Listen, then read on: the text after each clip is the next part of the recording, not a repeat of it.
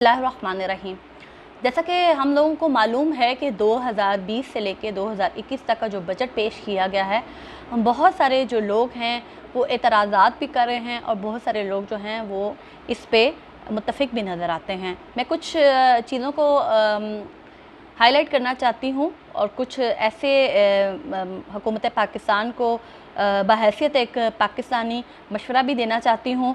सबसे पहले तो मैं ये बात करूँगी कि जो नया बजट अभी पेश हुआ है वो 7,294 अरब रुपए का मुकर्रर किया गया है और आपको जैसे मालूम है कि दस्तयाबी माली वसाइल का तखमिया जो है वो 8,314 अरब रुपए लगाया गया है। जैसा कि हमें मालूम है कि ऑटो रिक्शा और मोटरसाइकिल और इसी तरह 200 सीसी जो मोटरसाइकिल हैं इन पे एडवांस जो टैक्सेस हैं वो ख़त्म कर दिए गए हैं। ये एक अच्छी बेनिफिट है आम जो लोग हैं जो ये चीज़ें इस्तेमाल करते हैं उनके लिए, और छोटे कारोबार जो लोग करते हैं उनके लिए ये बेहतर छूट मिली है उनको टैक्स में। और इसी तरह से पेट्रोलियम मसनूआत में भी 70 अरब की रिलीफ़ दी गई है और बिना शनाख्ती कार्ड के ख़रीदारी पे जैसे पहले 50,000 तक एक लिमिट थी, अब 1 लाख तक कर दी गई है।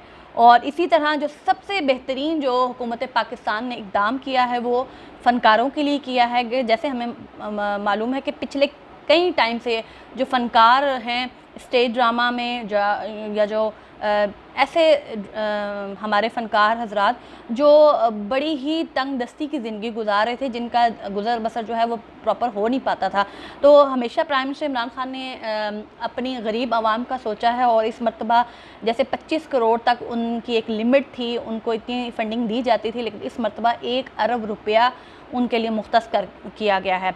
और इंशाअल्लाह ताला यकीनी तौर पे मैं ये कह सकती हूँ कि काफ़ी फ़नकार हज़रात जो हैं वो इस चीज़ से मुत्तफ़िक़ भी होंगे और ख़ुश भी होंगे। तो देखें इस वक्त पाकिस्तान में जो हालात चल रहे हैं वो हम सब उनसे वाकिफ़ हैं कि मईशत बिल्कुल डाउन हो चुकी है, ख़ज़ाने खाली हैं, लेकिन हम लोगों को बहैसियत कौम अपने प्राइम मिनिस्टर के साथ कोऑपरेट करना होगा इस दफ़ा के बजट के साथ। और मैं सबसे जो अहम बात करना चाहती हूँ कि आपने देखा होगा कि इस वक्त जो छोटे कारोबार हैं, जो घरेलू इंडस्ट्री है, ख़वातीन और मर्द हज़रात ऐसे भी हैं जो घरों में छोटे छोटे बिज़नेस उन्होंने स्टार्ट किए हुए हैं।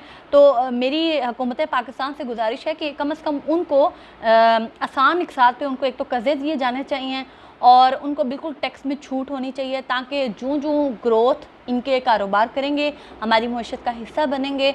और सब उसके अलावा जो मैं बात करना चाहूँगी, बहुत सारे जो लोग हैं जिन्होंने शोर मचाया कि इस दफ़ा जो मुलाज़मीन हैं उनकी तनख्वाहें नहीं बढ़ाएंगी, तो मैं उनके लिए एक बात कहना चाहती हूँ कि ये बहुत अच्छा इक़दाम है प्राइम मिनिस्टर इमरान खान साहब का कि तनख्वाहें अगर बढ़ा दी जाती तो आप देखें कि किस तरीके से फिर हमारे जितना हमारा असासा होगा उतने ही गवर्नमेंट जो है उसके अकॉर्डिंग जो है वो मुल्क का एक निज़ाम चलाती है। लेकिन जब हमारे पास असासे ही नहीं है, हमारे पास पैसा ही नहीं होगा, तो गवर्नमेंट आपको किस तरह तनख्वाहें देगी। और तनख्वाहें अगर बढ़ा भी दी जाती हैं तो इस तरह अफराते ज़र बढ़ती है और महंगाई भी बढ़ती है। इसके अलावा बजट में पेश किएगा जो मैं एक और मशवरा भी देना चाहती हूँ कि जिस तरह तमाम वज़रा पार्लियामेंट में बैठे हुए हैं और 4 हमारे सूबों की अलग अलग असम्बलियाँ हैं, हमारे MPs MNAs हैं, उनके जितने भी अखराजात हैं उनको कम करने की कोशिश की जानी चाहिए, ताकि आवाम पे भी ये अच्छा असर पड़े कि देखें सिर्फ कौम को इस बजट में महंगाई का सामना नहीं करना पड़ रहा, बल्कि वज़रा जितने भी पार्लियामेंटेरियन हैं वो अपनी आवाम के साथ खड़े हैं और उन्होंने कम से कम जो है वो बजट में अपना रोज़ा बसर कर रहे हैं।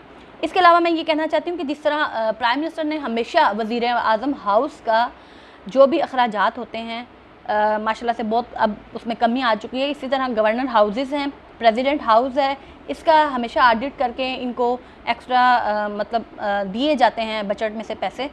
और लेकिन मैं कहना चाहूँगी कि अब जिस तरह आप 2020 और 21 का बजट पेश हुआ, तो अगले साल जब आप बजट पेश करें तो इसमें गवर्नर हाउस और प्रेसिडेंट हाउस को भी शामिल किया जाए, ताकि आवाम को पता चले कि आपका सिर्फ बजट आपके लिए पेश नहीं किया जाता, ये इन गवर्नर हाउसेस और इनका भी बजट आवाम के सामने पेश होना चाहिए, ताकि उनको पता चले कि ये इतने मखसूस लिमिट का जो पैसा है इसी में गवर्नमेंट जो है वो गुजारा करती है।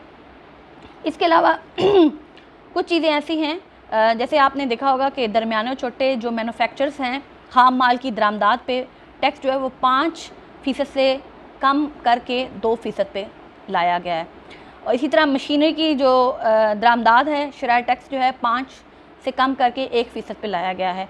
कुछ चीज़ें जो गवर्नमेंट की हैं वो बहुत अच्छी हैं। कोरोना वबा के बाइस FBR का टारगेट कम करके 3900 अरब रुपए मुकर्रर किया गया है। इसी तरह डोमेटेक्स जो है महसूलात में 27% इजाफ़ा किया गया है केसेस, और एनर्जी ड्रिंक्स पर FAD 13% से बढ़ाकर 25% कर दी गई है। और सबसे बड़ी बात, अफ़गानिस्तान की बहाली मुआवनत के लिए 2 अरब रुपए मुख्तस किए गए हैं। देखें, और इसी तरह आज़ाद कश्मीर गिलगित बल्तिस्तान में 40 अरब की तरक्याती फ़ंड्स को मुख्तस किया गया है। मौसमियाती तब्दीली से निपटने के लिए 6 अरब रुपए मुख्तस किए गए हैं। तालीम में जिद्दत और तरक्की के लिए 30 अरब रुपए मुख्तस किए गए हैं। और सबसे बड़ी बात, तालीम की यकसा तालीम के निसाब के लिए 5 अरब रुपए मुख्तस किए गए हैं। और इससे भी बड़ी बात कि इस मरतबा हमारी जो मिलिट्री का दिफा का बजट है वो भी बढ़ाया गया है। मैं सबसे पहले अपनी कौम से ये कहना चाहती हूँ कि इस वक्त हम हालत जंग में हैं। आप सब जानते हैं कि हिंदुस्तान हमें हमेशा थ्रेट करता रहता है, और सिर्फ हिंदुस्तान नहीं बल्कि पूरी दुनिया में बहुत सारे ऐसे ममालिक हैं जो पाकिस्तान के साथ आए रोज़ उसको थ्रेट करते रहते हैं। हमारा दफ़ाई बजट जितना ज़्यादा होगा, हमारा मुल्क महफूज हाथों में होगा। और मैं आप तमाम लोगों से अपील करना चाहती हूँ कि कुछ चीज़ें ऐसी हैं कि जिस पे अवाम इस वक्त गवर्नमेंट से नाराज़ है, लेकिन प्राइम मिनिस्टर इमरान खान पे हम सबको एतमाद होना चाहिए कि वो एक ईमानदार लीडर है। कम से कम वो गरीबों का जो पैसा है वो लूट के नहीं खाएंगे, वो अपने आसाइशों पे नहीं खर्च करेंगे, वो बाहर के मुल्कों में जाके अपनी प्रॉपर्टीज़ नहीं बनाएंगे, वो आवाम की सहूलत का सोचेंगे। इस वक्त पूरा पाकिस्तान कोरोना वायरस की वजह से बहुत ज़्यादा मुश्किलात का सामना हम लोग कर रहे हैं, और हम सब जैसे जानते हैं कि कोरोना वायरस की वजह से मईशत ज़्यादा ख़राब होती जा रही है, क्योंकि इस वक्त काम बिल्कुल बंद है और लोगों के पास आसाइश ज़िंदगी मुकम्मल तौर पे ख़त्म होती जा रही है।